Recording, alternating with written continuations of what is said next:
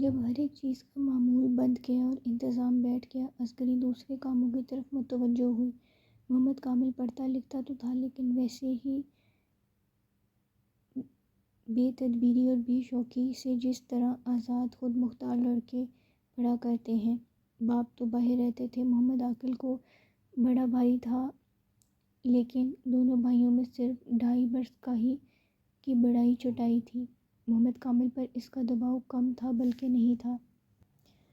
بس محمد کامل صبح شام صرف سبق ہی پڑھتا تھا اور ہم لڑکوں میں گنجفہ، شطرنج، چوسر بھی کھیلا کرتا تھا۔ بعض مرتبہ کھیل میں مصروف ہوتا تو پہر پہر بھر رات گئے گھر آتا۔ اصغری کو یہ حال معلوم تھا، لیکن موقع ڈھونڈتی تھی کہ ایسے ڈھپ سے کہنا چاہیے کہ ناگوار حاضر نہ ہو۔ ایک روز محمد کامل بہت رات گئے آیا اور شاید بازی جیت کر آیا تھا۔ خوش تھا، آتے کے ساتھ کھانا مانگا۔ دیانت النساء سالن گرم کرنے دوڑی۔ محمد کامل سمجھا ابھی پکار رہی ہے۔ پوچھا، ماما ابھی تک تمہاری ہنڈیاں چولہے سے نہیں اتری؟ اصغری نے کہا، کئی دفعہ اتر کر چڑھ چکی ہے۔ ایسے نا وقت تم کھانا کھاتے ہو کہ کھانا ٹھنڈا ہو کر مٹی ہو جاتا ہے، یا ایسا بندوبست کرو کہ سویرے کھا جایا کرو یا کھانا باہر منگوا لیا کرو۔ ادھر تمہارے انتظار میں اماں جان کو ہر روز تکلیف رہتی ہے۔ محمد کامل، تم لوگ میرے منتظر رہتے ہو؟ میں تو جانتا تھا تم کھا لیا کرتی ہوگی۔ اصغری، خدا رکھے، مردوں کے ہوتے ہوئے عورتوں کو کھانا ٹھوس بیٹھنا کیا مناسب ہے؟ محمد کامل، 2-4 روز کی بات ہو تو گزر سکتی ہے، آخر میری ہی نارضامندی کا خیال ہے تو میں خوشی سے اجازت دیتا ہوں، تم لوگ کھانا کھا لیا کرو۔ اصغری اس وقت چپ رہی۔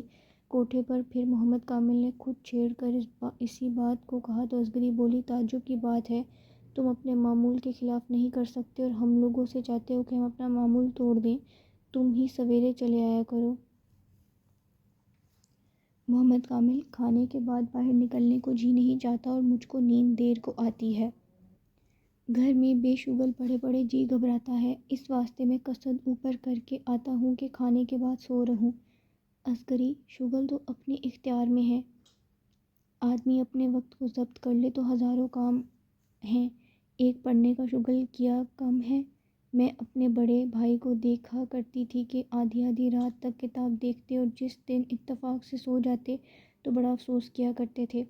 تم پڑھنے میں محنت کم کرتے ہو، اس واسطے بے شغلی سے تمہارا جی گھبراتا ہے۔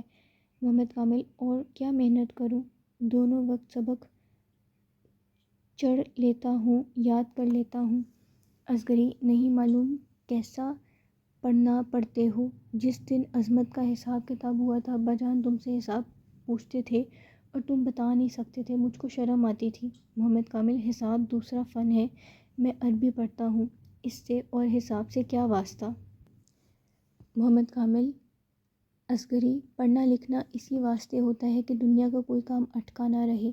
بڑے بھائی فارسی بہت پڑھ گئے ہیں لیکن نوکری نہیں ملتی۔ ابا کہا کرتے تھے کہ حساب کتاب اور کچہری کا کام جب تک نہ سیکھو گے نوکری کا خیال مت کرو۔ اب مال اندیش مدرسے میں پڑھتا ہے اور حساب کتاب میں بڑے بھائی سے زیادہ ہوشیار ہے، اب اس سے بہت خوش ہیں اور کہا کرتے ہیں 2 برس مدرسے میں اور پڑھو، پھر تم کو کہیں نہ کہیں نوکر کروا دوں گا۔ محمد کامل، تو میں بھی مدرسے میں داخل ہو جاؤں؟ اصغری، مدرسے میں داخل ہونے پر کیا مظہر ہے، یوں شہر میں کیا سکھانے والے نہیں ہیں، جتنا وقت تم کھیل میں ضائع کرتے ہو اسی میں صرف کیا کرو۔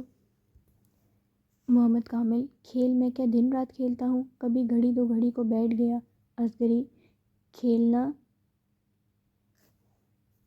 افیون کی سی عادت ہے، تھوڑے سے شروع ہو کر بڑھتی جاتی ہے، یہاں تک کہ لت پڑ جاتی ہے اور پھر اس کا چھوٹنا مشکل ہوتا ہے۔ اول تو یہ کھیل گناہ ہے، اس کے علاوہ آدمی کو دوسرے کمال حاصل کرنے سے روکتے ہیں۔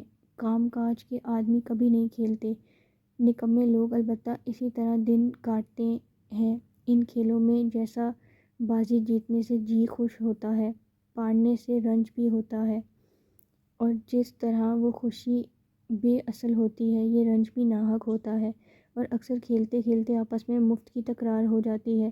میری صلاح مانو تو کھیلوں کو بالکل موقوف کرو۔ لوگ تمہارے منہ پر تو کچھ نہیں کہتے لیکن پیچھے ہنستے ہیں۔ پرسوں اترسوں کی بات ہے کہ تم کو کوئی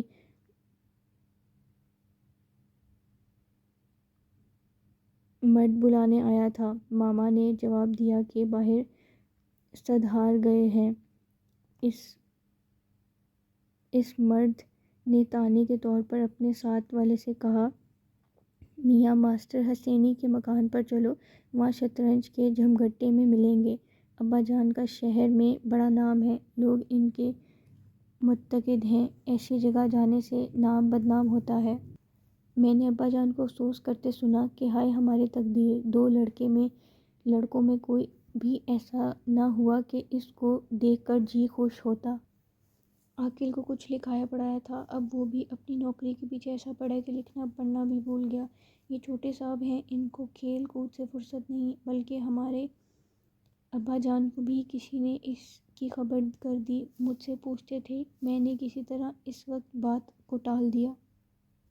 عسکری کی نصیحت نے محمد کامل پر یہ عمدہ اثر کیا اور اس نے کھیلنا بالکل چھوڑ دیا۔ پہلے کی نسبت عربی پر بھی زیادہ محنت کرنے لگا اور ایک مدرسی سے مدرسے کے باہر حساب کتاب وغیرہ بھی سیکھنا شروع کر دیا۔ خدا نے وقت میں بڑی برکت دی، اس کو انتظام کے ساتھ صرف کرنے سے چند روز میں محمد کامل کی اطاعت عربی میں درست ہو گئی اور حساب اور ریاضی کی بھی کتابیں نکل گئیں۔